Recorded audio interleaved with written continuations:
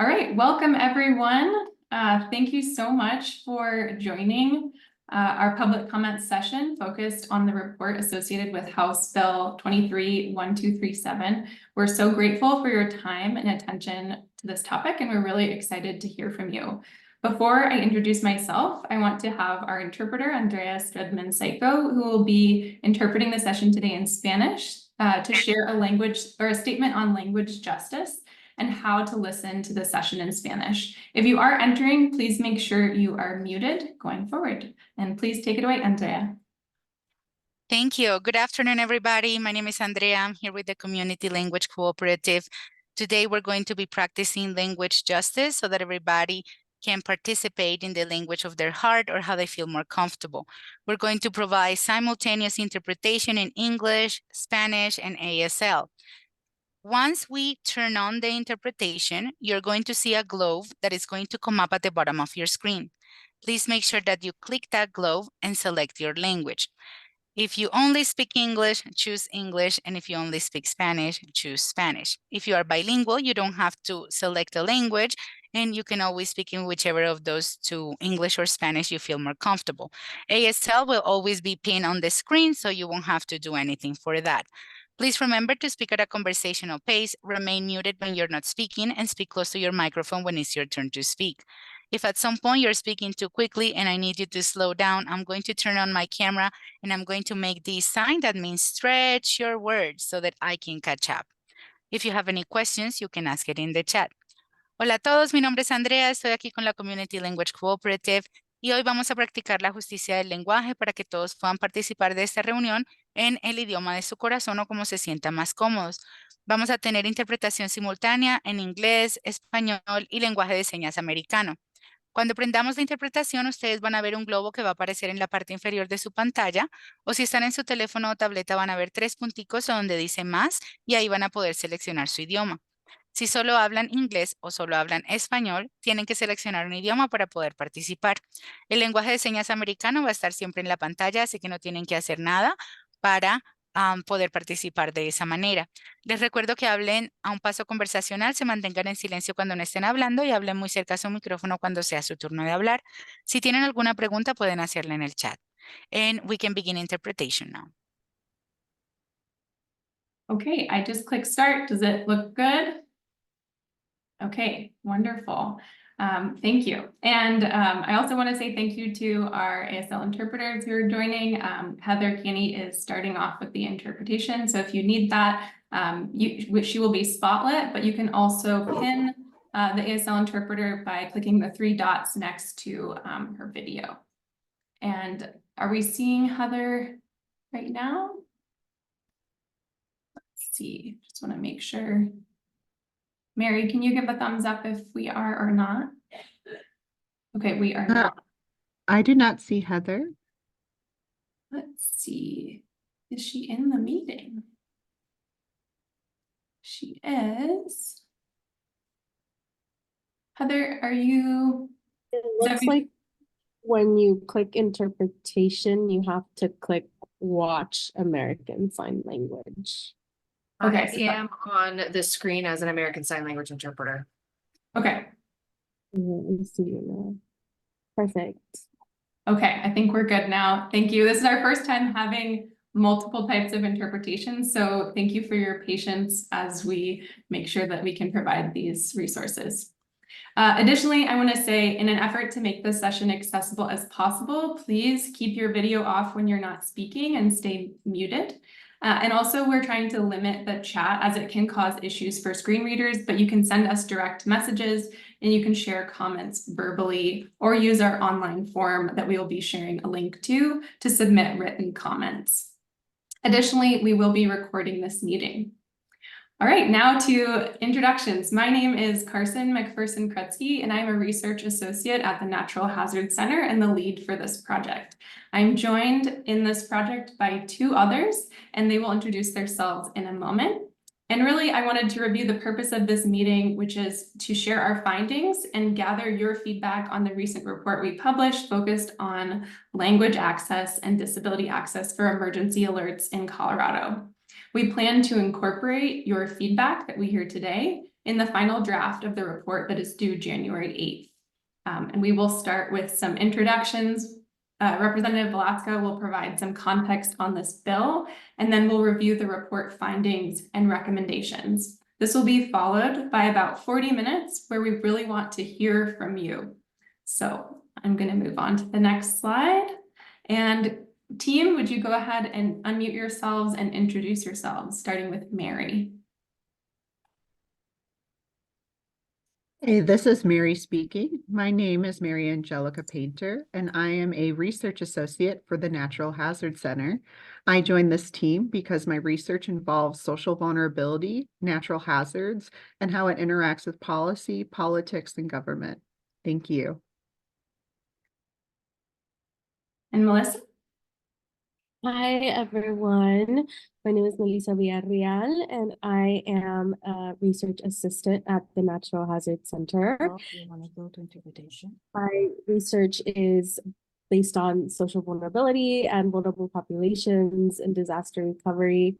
And in particular, my dissertation is on recovery of Mexican immigrants. And so language is a huge aspect of that. So that is why I am a part of this research team. Excited to be here. Thank you, and this is Carson speaking. Now we're going to have Representative Elizabeth Velasco say a few words. She represents House District 57 in Western Colorado, and she is the first Latina to represent the Western Slope and the first Mexican-born immigrant in the state legislature. Before getting elected, she ran an interpretation and translation agency for almost 10 years and became a wildland firefighter and public information officer. Language access and emergency response is one of her top priorities, and House Bill 23-1237 is the first step towards modernizing Colorado's emergency response to include multiple languages. Turning it over to you, Representative Velasco. Thank you so much. Good morning, everyone. Good afternoon. It's such an honor to share space with all of you, and also it's very heartwarming for me to have a meeting where we're convening and where we have language justice, where we have accessibility for our community. And I think this is the way that we want to have our world be. We want everyone to have access to emergency information, everyone to have access to safety. And for me, this was my priority. This is why I ran for office, because of the gaps that I saw in my community. And I am very honored and very grateful to our wonderful research team from the University of Colorado Boulder. Also, thank you to everyone that's joining us, everyone that submitted their comments. And I am looking forward to hearing more of your comments. Thank you. Thank you, Representative. So now I just want to give a brief overview of the goals of the project and who the Natural Hazard Center is. This is Carson speaking. So the Natural Hazard Center is a research center at the University of Colorado Boulder, and our goal is to build connections across sectors to translate and share hazard research and information, advance interdisciplinary knowledge with an emphasis on engaging with socially marginalized communities, and mentor the next generation of hazards and disaster researchers. This is our first time that our center has been written into legislation, and we are very honored to be able to do this important work. As Representative Velasco discussed, some of the aims of this work are to think about how we can improve accessibility to emergency alerts in Colorado. So this project focuses on assessing the state of alerts here currently, identifying gaps as they relate to language and disability access, identify best practices for inclusive alerts and warnings, and provide some actionable recommendations. So now I'm going to talk about our report and findings. I'll start by briefly going through our methods, then I'll discuss the main findings and recommendations that we included in the report. But as I mentioned earlier, the majority of today is going to be spent listening to you. I also want to make a note on language. So when I say the word emergency alerts, I am referring to any notification, message, or warning that is intended to provide emergency information to individuals who are at risk. I also may use the term limited English proficient, which includes populations who are those who have difficulty comprehending and communicating in English. And according to the census, there are over 250,000 people in Colorado who fit under this category, and there's 900,000 or more who speak a language other than English at home. Additionally, when I refer to disabilities, I'm talking about conditions of the body or mind that make it more difficult for a person with the condition to do certain activities and interact with the world around them. There are 1 million people in Colorado that have disabilities. In this report, we do focus mostly on populations who are blind, deaf, deafblind, and hard of hearing. And now I will move on to our methods. So we approached the objectives I mentioned earlier with 3 different sets of methods. The first being a review of relevant literature on language and disability access for alerting. This included 62 documents that helped us understand the alerting barriers for people with limited English proficiency and people with disabilities and best practices for inclusive alerting. This review also included peer-reviewed articles, reports, news articles, and other relevant materials. And to see all of the documents, you can review 2 annotated bibliographies that we developed related to this, and we will share a link to that in the chat. To gather Colorado-specific information, we conducted a survey of emergency response professionals. The survey was sent to 911 offices, emergency managers, sheriffs, public information officers, police officials, and fire officials through agency listservs. We received 222 responses, representing people from 57 of the 64 counties in Colorado. We also held 18 partner meetings with 36 people from community groups, emergency management groups, alerting companies, and more. And these partner meetings really helped us gather a broader and more comprehensive understanding of alerting in Colorado and helped give some more context to our survey responses. So now I'm going to share our key findings that came from this research.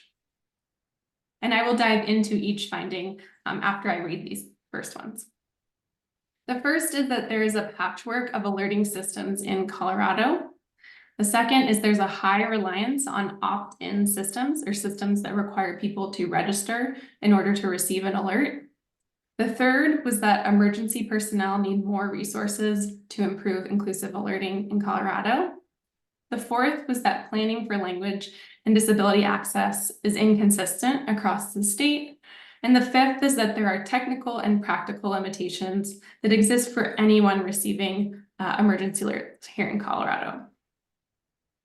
So now I will dive into each one and share a little bit of the data that we collected.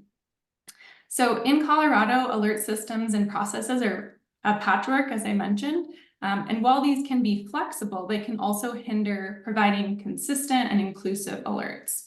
So in our research, we found that there are really no statewide standards for alerting in Colorado. So each community is left to determine what kind of alerting software and procedures they will use and who is going to be the alerting authority for that location.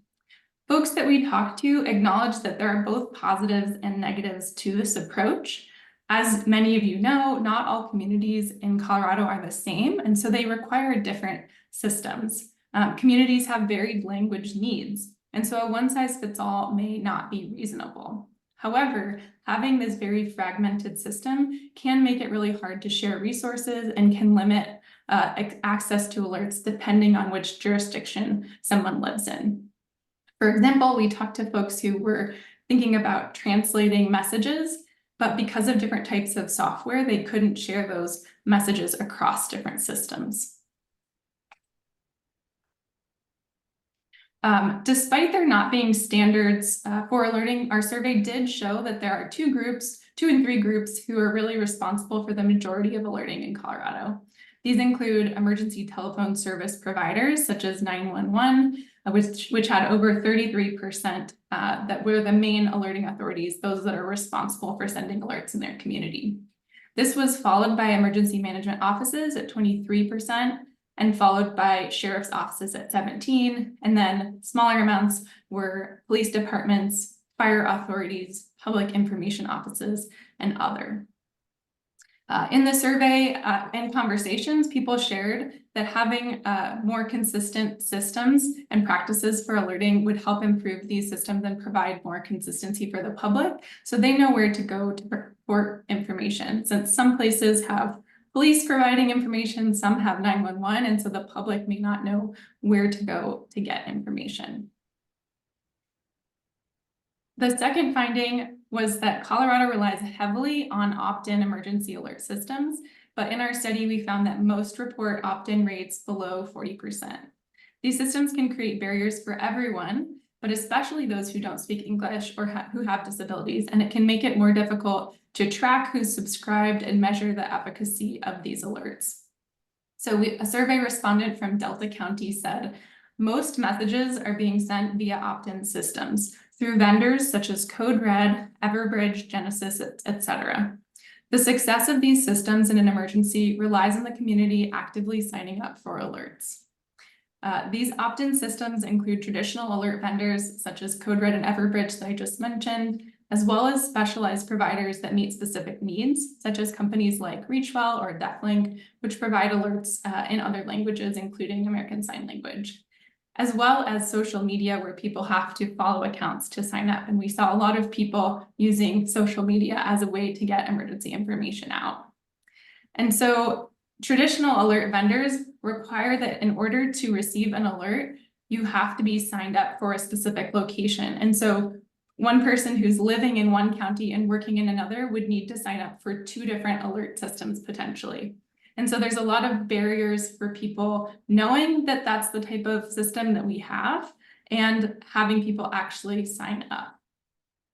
Additionally, some of these systems require people to provide personal information, which can be an issue, especially for those who have limited English proficiency, as they may be unaware of the systems and also wary of providing personal information. When we asked our survey respondents about their opt-in rates, many people were unaware, so about 50% of the respondents were not sure what their opt-in rate was. But then of those that responded, we have a box plot here showing the opt-in rates. So they go from 0 to 100%, with the majority of opt-in rates falling from 17% to 54.5%.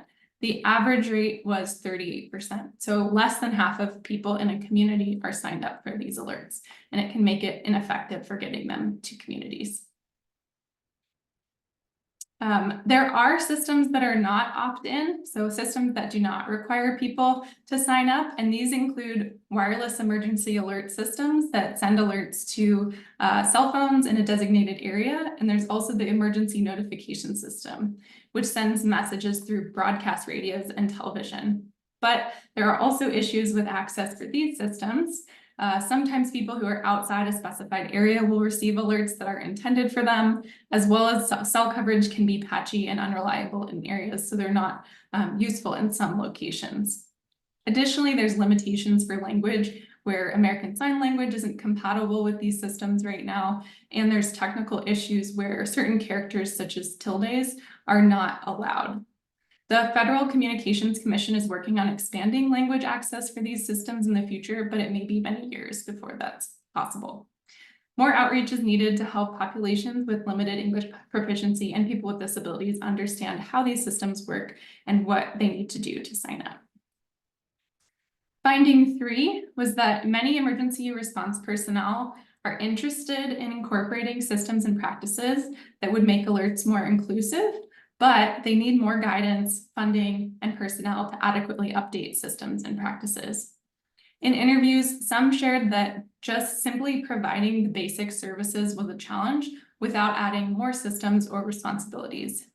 Gunnison County survey respondent said that the reality is the expectations do not align with the reality of the capabilities of the software systems and personnel, particularly in rural jurisdictions. Coming back also to that first finding where having this patchwork with some communities having more resources than others creates different types of access and training. We asked people what kinds of resources they would need to improve alerting and access in their communities.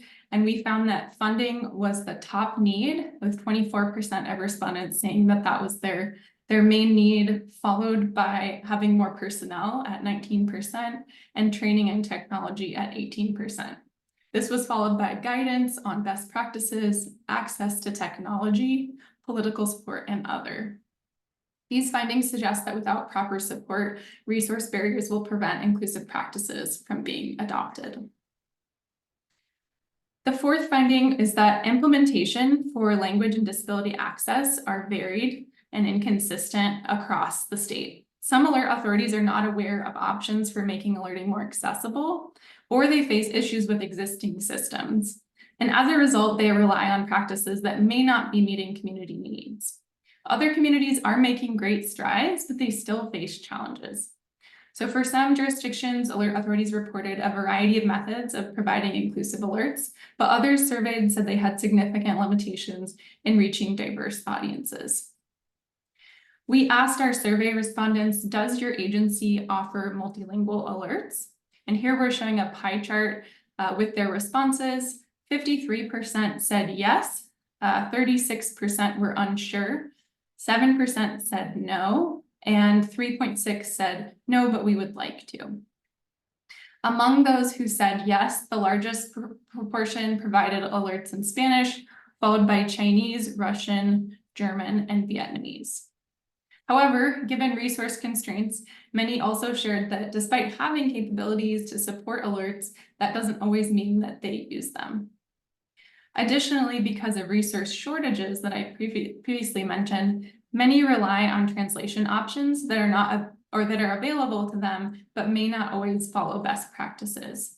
So for example, more than half of our survey respondents reported using artificial intelligence services to translate messages such as ChatGPT or Google Translate. These have led to issues with improper translation that can create confusion for the public. Despite advances in AI, best practices suggest that human interpreters should review emergency alert messages before they get sent out. There are some groups who are using multilingual staff to help with translation. We had 20.5% of our respondents, but there are issues in terms of those folks because they're not working 24/7 when emergencies are happening. There's time that it takes for translation, and oftentimes those positions have high rates of turnover given the demands of those positions. One group is developing translated templates that others can use. So that was a good example of work being done in advance that would maybe allow for translated messages across many platforms.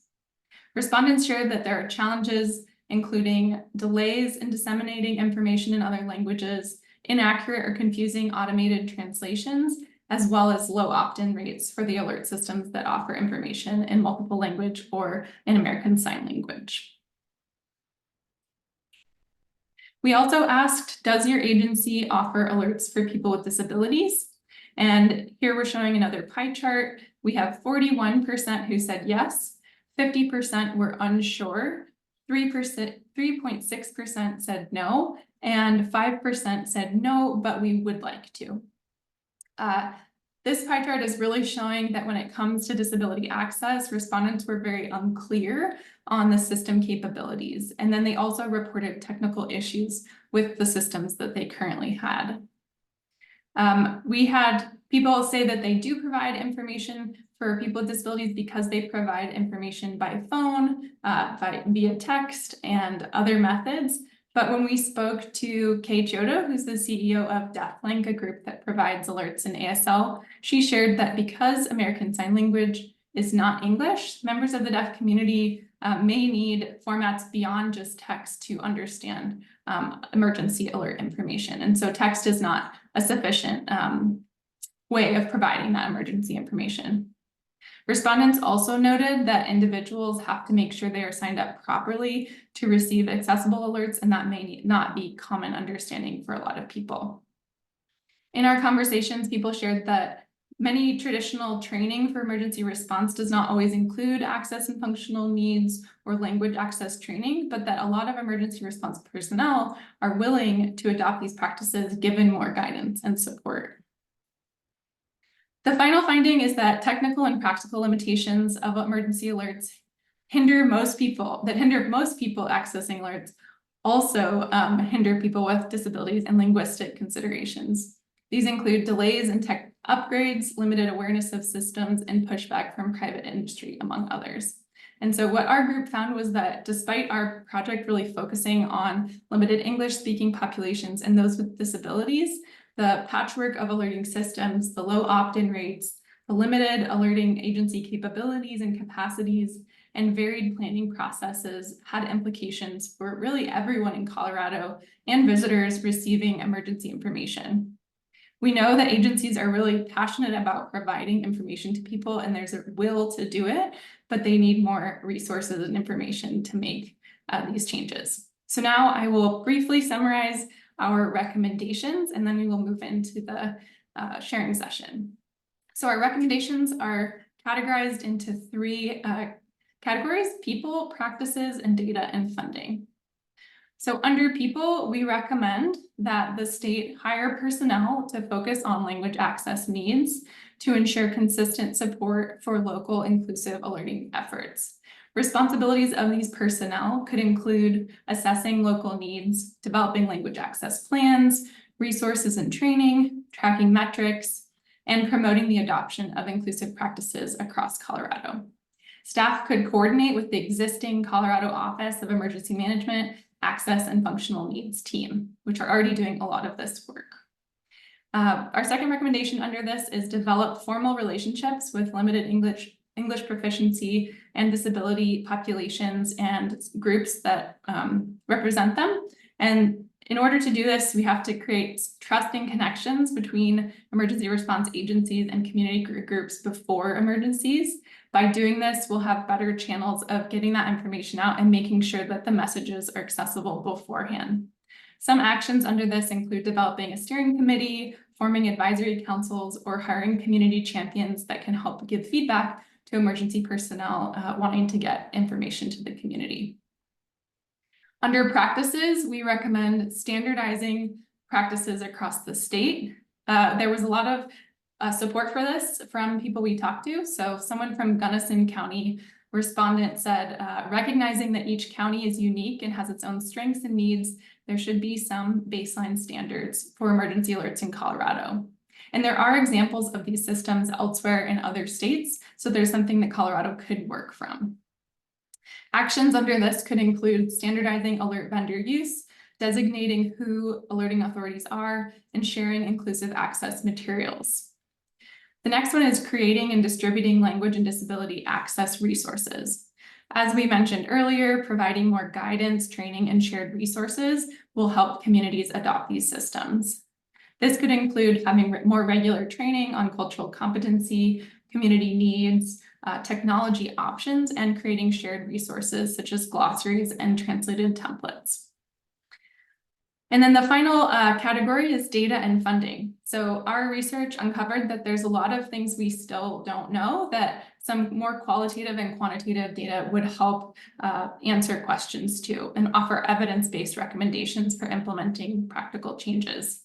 Some examples include identifying where limited English proficiency populations make up a large portion of the area and where that need is most greatest, as well as surveying the public, limited English populations and people with disabilities to understand if they're aware of these opt-in systems and how they work, as well as assessing funding implementation needs and summarizing additional practical guidance for developing more formal working agreements with communities. And then the last one is securing funding to support all of these practices. So we found that unfunded mandates are very unpopular and unlikely to address findings. And so funding is needed really to support all of the other recommendations that we went through. And given capacity issues of communities, grant writing assistance, if it's going to happen at the local level, should be provided or happen at the state level and allow for funding to be distributed across Colorado. So those are our big findings and recommendations. And so now we really want to hear from you. As we mentioned, this is our draft report where we're really trying to put all this information together, but we know we couldn't speak to everyone who has something to say on this topic. And so we really wanted to take these sessions today, as well as written feedback, to hear from you about examples to support the information we found or other resources that should be included here. Since our time is limited and there are a number of people here, we probably won't be able to hear from everybody, but we encourage you to submit feedback regardless through our online form if you're able. So now I'm going to go ahead and turn it over to Mary, who is going to be facilitating the comment session of this meeting.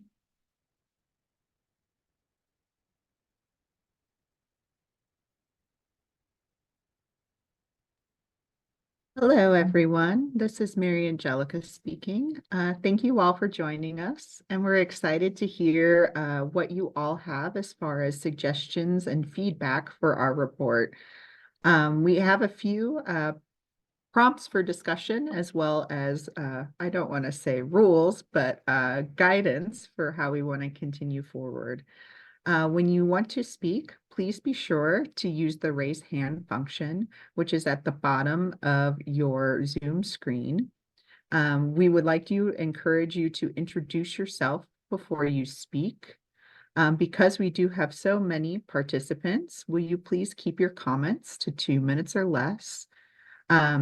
We have on here to feel free to add comments to the chat too, but because that causes issues with the e-reader, which we figured out after writing our slides, we ask you to instead, if you would rather write your comments, to fill out the form that we have on our website.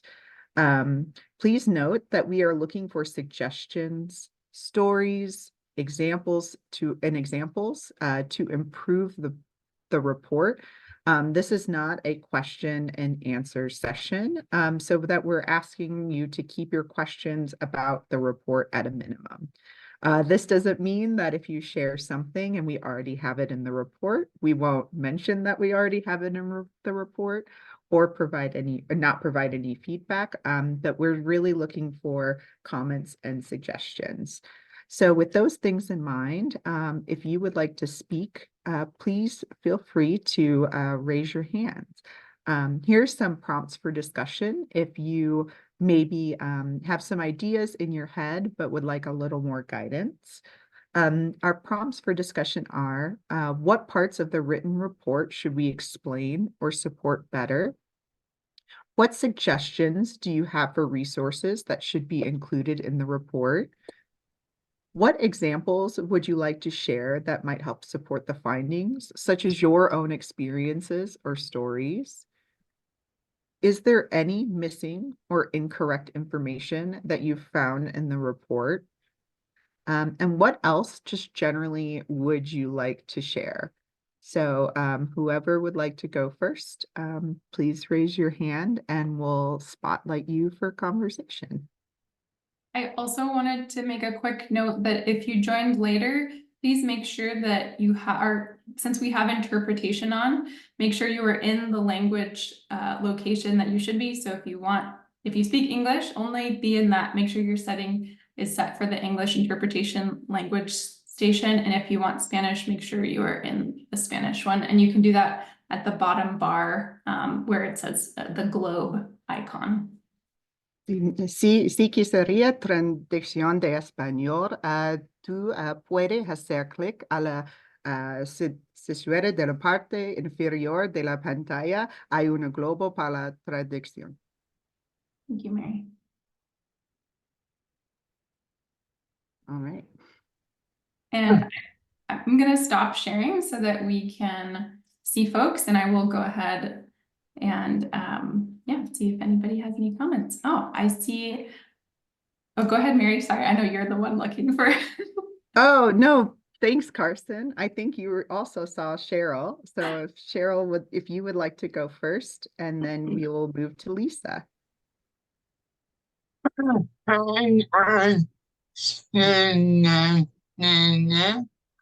I'm Cheryl Garcia.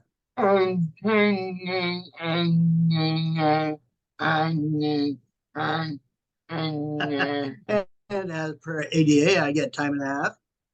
Just saying.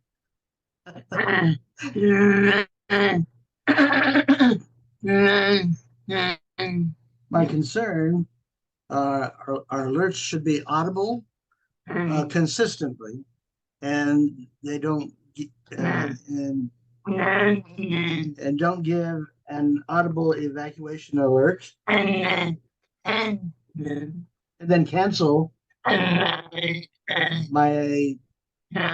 banner across the bottom of the screen.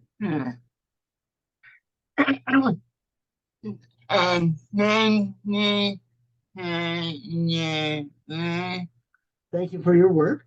It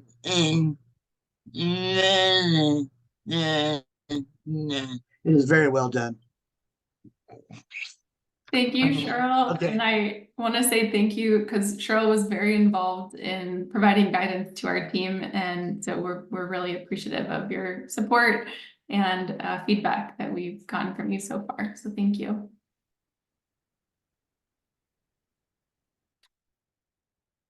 Lisa Bickford, would you like to go next? Thank you, guys. My name is Lisa Bickford. I'm with Gunnison County Emergency Management. First of all, great report. Thanks for all the work you guys have done. I have two things that I think I can make pretty quick. The first is just adding kind of to the complexity of who manages alerting in Colorado. Like, at least for our jurisdiction, it's hard to put it exactly in either like dispatch or emergency management in these like concise buckets, because it's really like emergency management manages the program and does our planning and our processes. And we also send alerts depending on the situation. But our dispatch also, since they're staffed 24/7, they simply send alerts. They don't really manage the program. And so they're trained on alerting and to send alerts, and only if they also aren't qualified to send IPAWS alert, only emergency management is. So it's just kind of complex when you're looking at standardizing. It's kind of difficult to say just this one agency. And that's how it works in our jurisdiction. I'm sure it's different in a bunch of other jurisdictions. The other thing I wanted to know is just a little bit of the, I know this is focused on people that are sending the alerts, but a little bit of accountability for the vendors. I don't think it's really fair that jurisdictions are expected to or need to have 3 to 4 different programs and vendors in order to send an inclusive alert. A lot of smaller jurisdictions don't have the funding to pay for all of those systems. Also, it adds a lot of complexity to sending alerts, and it adds complexity for the public to know where to sign up, what the different alerting systems are. And so I really think there needs to be some accountability on vendors to make their systems inclusive and easy, knowing that we're sending alerts when there's life safety situations and our phones are ringing off the hook. We're doing 20 million different things. So just some accountability on that end. And that also extends to the FEMA IPAWS program, where special characters need to be allowed. And there needs to be more languages. And I really think the IPAWS system should be able to go to voice calls as well, like things like that, that we just don't have control over at this time. And those are all my comments. Thank you. Thank you, Lisa. And for those who don't know that acronym, IPAWS, it is the Integrated Public Alert and Warning System. And it kind of consolidates a lot of the systems that are around, but agencies have to get authority to use that system, and not all of them have that. Thank you so much, Lisa, for those comments. And that reflects a lot of the feedback that we heard. And just to clarify, one of the recommendations around standardizing alerting, I think part of that is suggesting that the state maybe advocate for having more consistent vendor. And so then you could really push more for having vendors having maybe more of that functionality in one, and being able to share across jurisdictions, as opposed to everybody having to figure out their different systems. So that was one idea, but thank you so much for your comment. Thank you so much, Lisa. I see Manuela. Manuela, would you like to go ahead? Yes, thank you. Hi, everybody. My name is Manuela Cifuentes. I'm with the city of Boulder. And I think my comments there's two categories for them. One is multilingual staff. I think that this report should define what we mean by multilingual staff and qualified multilingual staff. I think that we really need to define at which level of proficiency in writing, not only oral, but in writing, that multilingual staff should be, if you're going to include it in here. So that is one of them. And the other is on the use of AI. I think that, so it's not until page 12, so more than halfway through, that the report mentions use of AI and feeling that like maybe it's not a perfect solution, but it's there. There's also, I think there was a place where even staff acknowledged that it was not the best, but that certain apps such as Reachwell might be, doing a better job. How do we know? I've caught a lot of errors in Spanish in Reachwell in my jurisdiction that would lead people not to do what we're asking them to do, or just a lot of confusion. And so if we're going to reduce that sort of milling and people trying to figure out what is it that they're trying to tell me, do I have to move? Do I have to do something? One recent one, I'm in Boulder County. Ward is an actual place, but it translated ward as district. And so people could have been like, oh, I don't know which district they're talking about. I'm not going to do anything, right? So I would say we should really, and that's for Spanish, right? So how are we evaluating those other languages that might, their like grammatical structures are much different from English. So yeah, just stating that unverified AI is a big problem early in the report would be great. And really calling for an ongoing evaluation of the quality of the translation if you are relying on AI, and therefore also the quality of what multilingual staff can provide if by testing them and really having the highest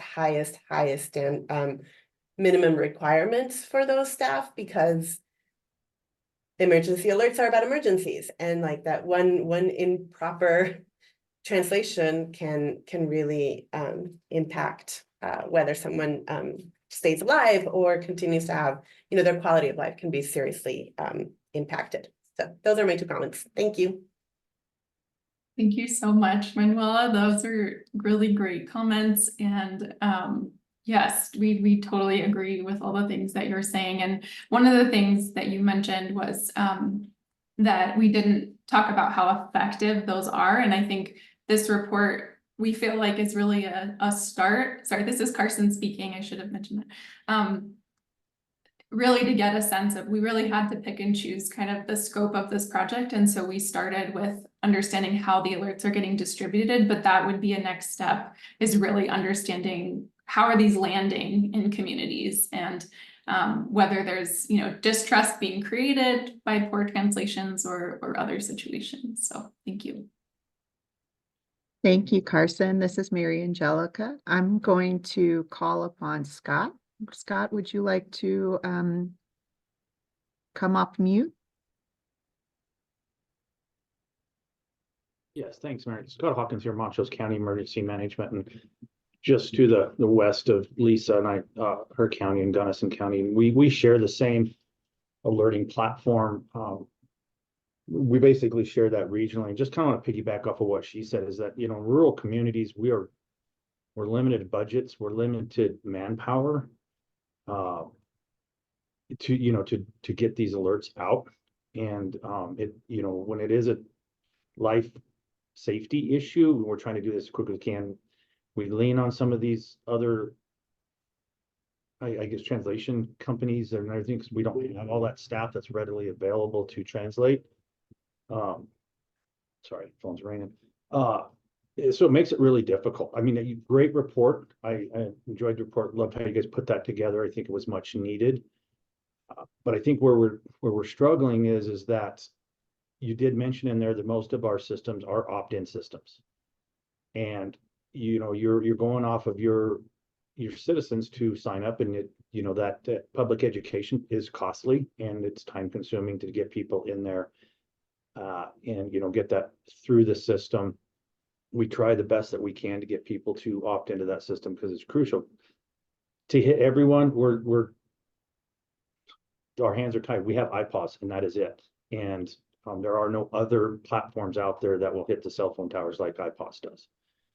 Those alerts, as you guys know, they have to go through the federal government and be approved. I've never had one not approved, but we haven't launched that many.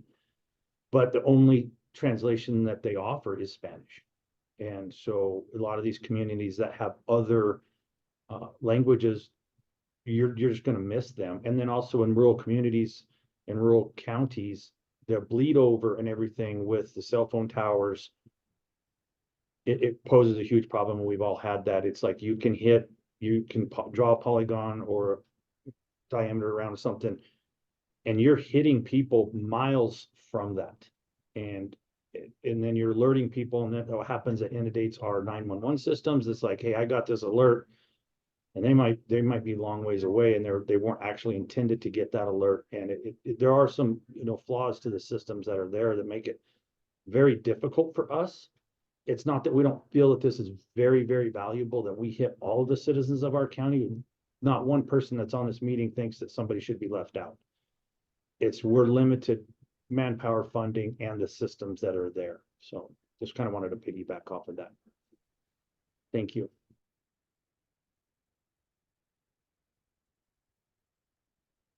This is Mary Angelica speaking. Thank you, Scott, for that wonderful feedback. I see Lori Peak has her hand raised. Lori, would you like to come off mute and introduce yourself and let us know your comment? Thank you. And thank you so much for this overview and all of your work on the report, and especially to Representative Velasco as well. So I'm actually had promised Angela Frederick, who is a faculty member at the University of Texas, El Paso, that I would share her written feedback during this public forum. And so this is what she had to say that she wanted to share from the Texas experience with us in Colorado and in relationship to the report. So Angela said, my feedback is specifically regarding accessibility for the blind community. For context, I'm blind myself. I've experienced these issues firsthand, and these issues have also come up in my study of Winter Storm Uri. In the report that the Natural Hazard Center has produced, emergency managers reference developing systems that will convey messages by phone or text to speech. However, the majority of blind people already have screen reading capabilities on cell phones, laptops, and computers. New and costly systems are generally not what are needed to address the most widespread accessibility issue we face in emergencies. The most pervasive need for the blind community is that messages must be able to be accessed by our already existing screen reading software. Messages that are disseminated through graphic-based programs like JPEG or screenshots are technically pictures. Yes, when sighted people are receiving these messages, they are reading text, but the text is embedded within a graphic. Blind people cannot read these messages as they are pictures, and screen reading software will not read the text embedded in these graphics. And then she goes on to share this brief account from the deadly Winter Storm Uri. During Winter Storm Uri, emergency communication from official channels was sparse. People were sharing any information they could, but often blind community members could not access the information independently because they were being shared through screenshots and other inaccessible graphics, even by local leaders. I think that many of these issues could have been eased if, one, communication had been better from local emergency management channels, and two, if local leaders who were communicating with their constituencies understood the importance of providing information in plain text rather than text embedded within graphics like JPEG or screenshots. And again, she ends with offering gratitude that the state of Colorado is moving forward in this space, and thanks the team for all of the research work, and hopes that these comments can be helpful in this or in future research that also includes the blind community. Thank you.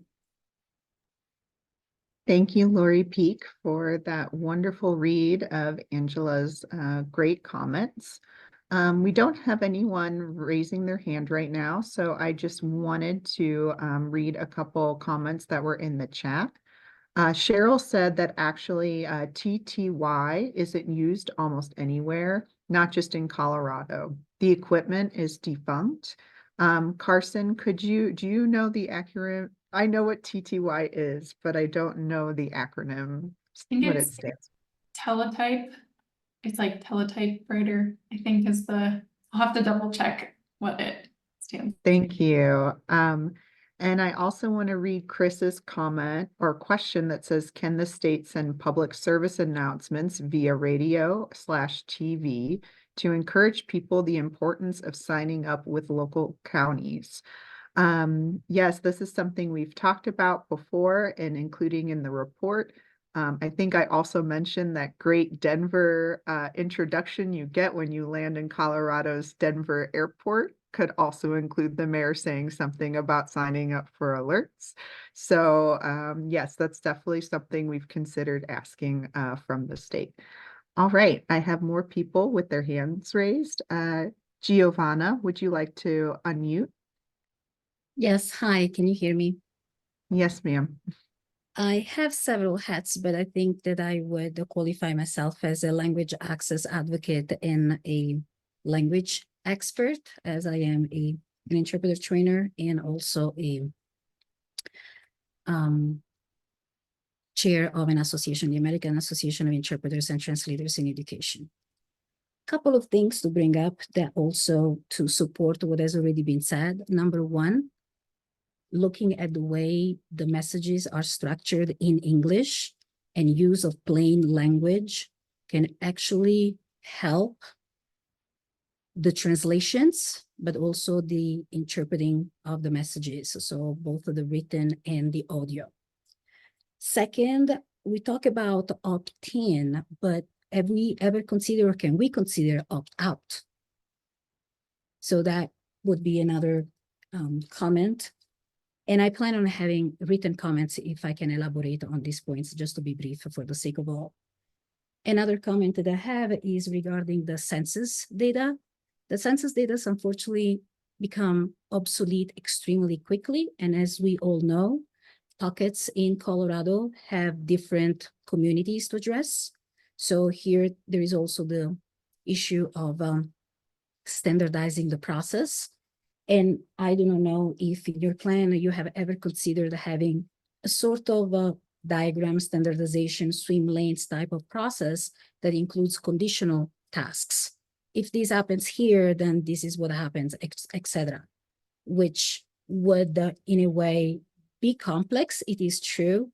But I think that when we have these big endeavors is about addressing the general systems and then go into the details.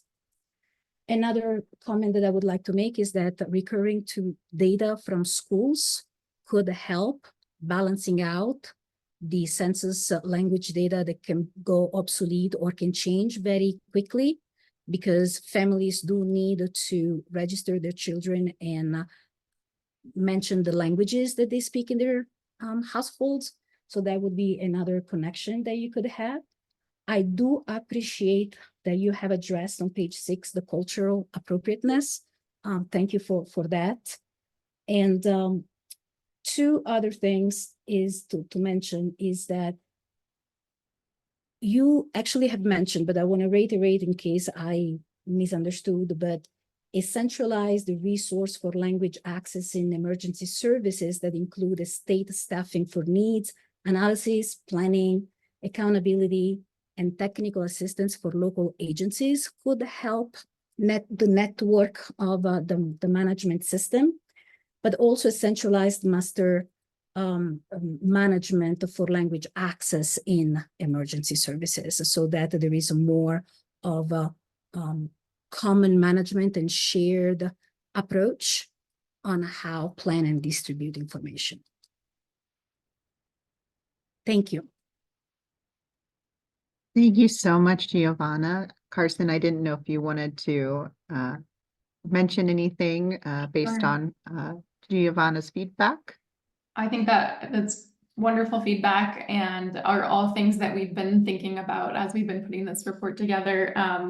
And I think your comment about having maybe standards, but also opportunities for flexibility was something that came out really clearly from the survey and the conversations, was that, you know, a one size fits all is not what we're recommending, but rather guidance that can provide standards for access.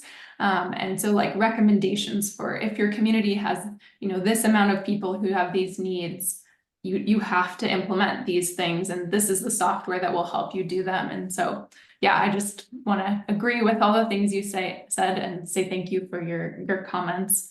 I also wanted to see, I know Sadie Martinez is on the call, and I wonder if Sadie, you might come off mute and tell us about the Access and Functional Needs group within the Office of Emergency Management, because they're already doing a lot of this work, and kind of would just love to have you share your work a little bit.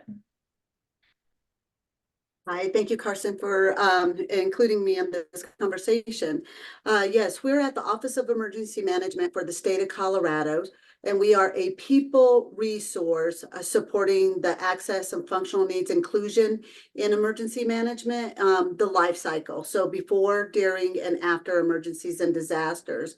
A lot of what our program does is work with finding the how-tos tied to the must-dos of inclusion in language access, of disability inclusion access, people who need resources in order to function before, during, and after emergencies and disasters.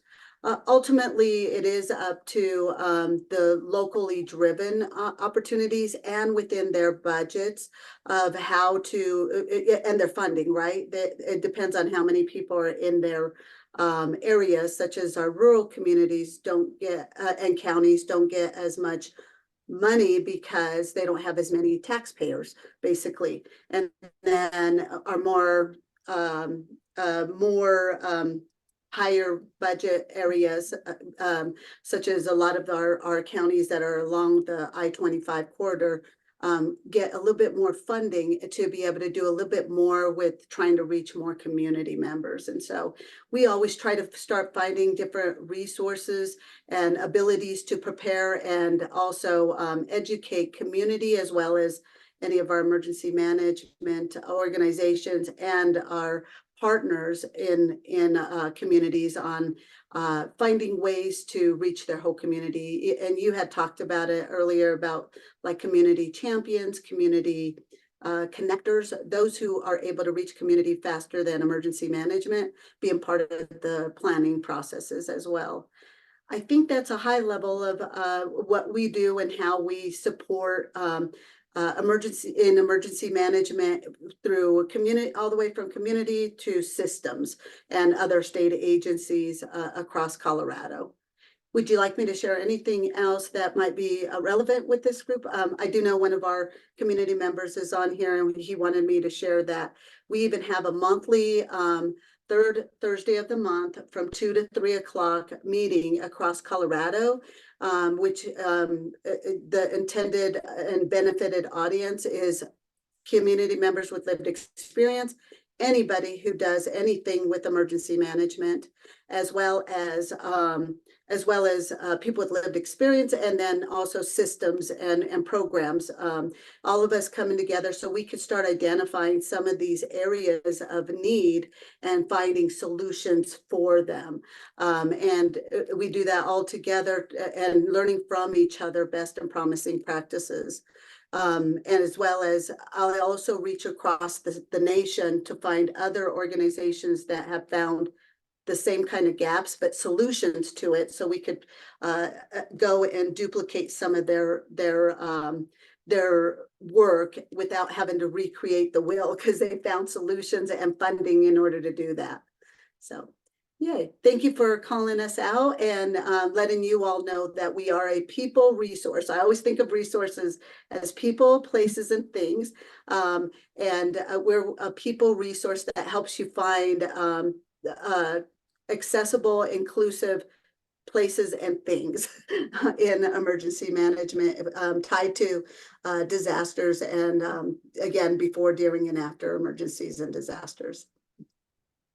Thank you, Sadie.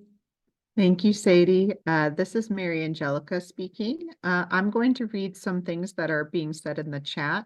I just want to remind everyone, if you would like to send a comment in the chat, would you please send it directly to me or Carson, as that makes it difficult for e-readers because they will read the chat comment over when we are speaking, and that can be difficult for those who need those equipment.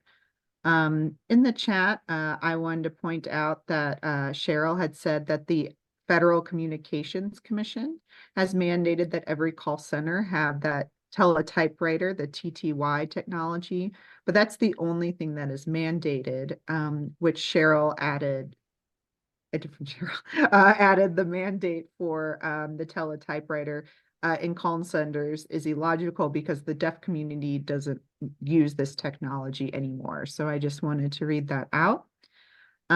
Since this has a lot of reactions to it, lots of hearts, Lindsay says, most people don't live and work in the same place, especially in the metro. The various systems are completely independent and leave room for error. The county I work for, the county I work for, the county I live in, and the location of my children's school are all on different systems. I worry about those who don't seek alerting, but have important roles in being notified. I don't know if you want to say anything to that, Carson, before I read more comments. Oh, I think that's just a great point and echoes some of the things we mentioned in terms of having these different systems by county makes it really hard for people traveling and working in different places. So just definitely agree with those comments. So thank you. Thank you. Steve in the chat also wrote, it was mentioned earlier in your report that other states have something in place for statewide communications. Are these systems paid for through state funds? Can you talk a little bit about this? Also, what works in those states and what does not work? Carson, could you spend a couple minutes discussing that? Yeah, this is Carson speaking. Thank you, Steve, for that question. And we didn't do a deep dive into this, but it's definitely something that a next step would be looking more into the systems outside of Colorado. But we did hear from Everbridge, which is one of the alert vendors, that states such as, I think it was Florida, Oregon, Connecticut, they all have statewide systems where the state, I believe the state pays for the system, and then the communities can use that system. If they want to use a different alerting system, they can, but then they have to pay for it on their own. So that was one option that people could use. Another option was that the state would basically kind of use their leverage to create like a better pricing structure that would be standardized across the state so that communities would all be paying the same for these providers, whereas right now it's really dependent on where you are. And so that's to my knowledge, that's what I know about it at this point, but definitely is an area where if we continue to do some research, would like to look into what those other systems are and how it's funded. This is Mary Angelica speaking. Thank you, Carson. I also want to read Billy's comment. You are all welcome to join us the third Thursdays of each month for an hour to meet with SMEs. I'm sorry, Billy, if you could message me directly what an SME is. I don't know what that stands for. In a safe environment to ask questions and learn more about how to best incorporate access and functional needs into your programs. Oh, Lori, thank you. SME is a subject matter expert. Thank you. And Billy has provided Zoom information in the chat, but Billy, if you want to email us and give us that information, we can forward it on to our different networks so people can also access it there. We have about 5 minutes left open for questions or comments. If anyone would like to raise their hand. I have one more comment from Taylor. It says, from a deaf perspective, excuse me, and for the deaf population, maybe you can look into service providers that have apps such as Nagish and Access SOS to help contribute spreading alert info to the deaf community. Thank you for that feedback. Giovanna, would you like to speak once again? Sorry. No apologies. So excited. I have actually a clarifying question regarding how did you collect data from languages other than Spanish to have anecdotal reports or examples of failures, quote unquote, that could create literature for us to look at solutions and therefore learn from what has happened in the past in Colorado. So how that survey went out, if it was translated, who was the target audience, how it was disseminated, and I'm thinking of at a larger spectrum of other languages, not only Spanish. Yeah, I can go ahead and answer that. This is Carson speaking. So the survey that we sent out was intended for basically anybody within the field that would be sending out alerts. So that included, because there's so many, that included sheriff's office, police, fire, 911, public information. So really, as many as we were told basically do that service, we tried to get it out to them. And we sent those through a series of 3 different listservs. Mickey Trost is the strategic communications person for the Office of Emergency Management for Colorado. So she sent it out to her listservs. We also had Gary Breeze, who's the head of fire chiefs for the state of Colorado, send it out to his folks through his listservs. And then we had Jennifer Kirkland, who's the 911 program manager for the state, also send it out through her listservs. We also posted it on our website and encouraged anybody who fit the description of what we were looking for to submit comments. And then we sent out 2 reminder emails over the course of a month as we were collecting information. Because the survey was mostly going out to those emergency manager groups, we weren't sending it to communities, so it was only in English. But if we were to send it to communities, we would plan on translating it. Okay, well, just FYI, I want to point out that as we are offering sign language interpreting and also Spanish, then there is an entire portion of communities that are part of these conversations that are actually not providing feedback. And that goes, I do not know if you're aware of it, but there is a task force about artificial intelligence that has been going on in our field that has been very active to put out guidelines to propose to the federal government. And so regarding those as well, I can contribute additional information. This is Carson. Thank you, Giovanna. We would love to have that resource. And this is Mary Angelica. Thank you for that feedback. And we're hoping as we're learning, getting better on making sure we can be more accessible at every point in our research and for any projects that continue from this. We probably have time just for one more. So Noah, if you want to come off mute and raise your comment, please. Sure, thank you so much. First of all, really appreciate Noah Ryder. I'm a Colorado resident. I also work for Rave Mobile Safety, which is now part of Motorola Solutions. So we have a lot of expertise in this space. Really appreciate the opportunity to listen in, hear all of the commentary, learn from you all, and certainly commend the work that the research team put into this final report. It's really important. Accessibility, inclusive alerting is obviously important, both as a resident, but certainly more broadly as well. I don't know that I can speak on behalf of, the entire vendor community, but at least from my perspective, we support the work that you're doing. We would welcome collaborating as well. And Carson, just to maybe support the answer that you provided about what other states are doing and how they approach this type of thing at a statewide level, I think you're spot on. We've got experience working with the state of California, Arizona, Iowa, Delaware, and it's exactly as you described. The funding mechanisms might vary a little bit state by state, but those states do fund systems. In that case, our system, you mentioned, some of Everbridge's as well.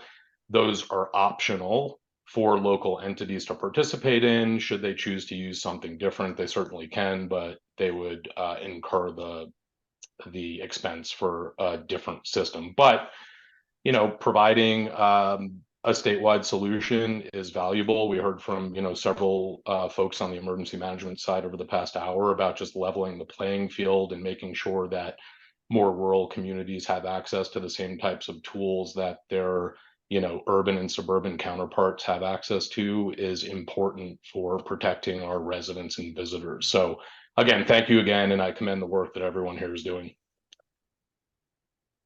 This is Mary Angelica. Thank you so much, Noah, for that feedback, especially where states are doing other types of systems. That will wrap up our open comment session. I'm going to pass it back to Carson for closing remarks. I would just like to leave and remind everyone that there is another session at 6 p.m. So if you feel like you would like to come again, we will do the same presentation, but there will be another open comment period. And please fill out a form. We will be accepting public comments until 5 p.m. on Thursday, December 20th, Mountain Time. So that form, I believe, is in both English and in Spanish. So whichever language you would like to send your feedback in, we welcome it. Thank you. Thank you, Mary. And Melissa, would you mind sharing the link to all of the relevant URLs for the session? So we have a lot of resources we want to point you to if you want to find out more. That includes the annotated bibliographies that we mentioned, the report, as well as just a number of other resources that may be relevant for everyone here. I just want to say thank you and close with thanks for all of your time that you spent coming here today to provide comment on this important topic. If we did not hear from you today and you have something you want to share, we really do encourage you to use our online form to submit additional feedback. The form is available in English and Spanish. There's a drop down at the top to change language. I also want to say a huge thank you to our ASL interpreter and Spanish interpreter, Andrea and Heather. We are so happy to have you here and are just really grateful that you were able to join us in this session today. Additionally, I want to give a huge thanks to Representative Velasco for putting this bill into the world, for Mickey Trost, Jennifer Kirkland, Gary Breeze, Cheryl Garcia, and all those others who provided project support and guidance. The Natural Hazard Center staff for providing review and assistance throughout, and of course, all of the emergency response personnel in Colorado who gave their limited time to respond to our survey and have meetings with us throughout the project. And we really look forward to incorporating the feedback that we're getting today into the report, and it will be live somewhere at January 8th. We'll keep posting information on our website. So that's going to be the place to go to get updates as we go along. So thank you so much for being here, and we will go ahead and close this session. Thank you.